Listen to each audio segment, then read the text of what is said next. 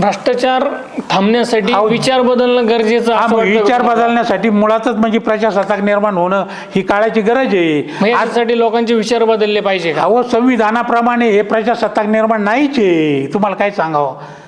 मग कसं आहे हे प्रजासत्ताक? हा ना, प्रजासत्ताक हे संविधानाप्रमाणे नाही. तुम्हाला मताचा अधिकार नाहीये, तुमच्या मताला किंमत नाहीये. त्यामुळे तुम्ही किती विचार मांडले तरी माझ्या दृष्टीने झिरो आहेत, सरकारच्या दृष्टीने झिरो आहेत.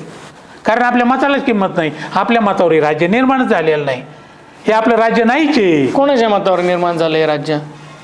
हे आता एक इंग्रजांचं राज्य चालू आहे. आता हे निवडणूक आयोग हा इंग्रजांचा हस्तक आहे आणि तो भारतावर त्यांनी ठेवून ते गेलेले आहेत लंडनला निघून. आणि त्यांच्या ह्याच्यावर जे मांडलिक राज्य निर्माण झाले आणि त्यांनी खोटी मतदान पद्धती अवलंबली. आपल्याला सांगितलं तुम्ही अडाणी असल्यामुळं हे अशा मतदान पद्धतीद्वारे तुमच्याकडून मतदान करून घेतलं जाईल आणि तुमचा निवडणूक खर्च द्या.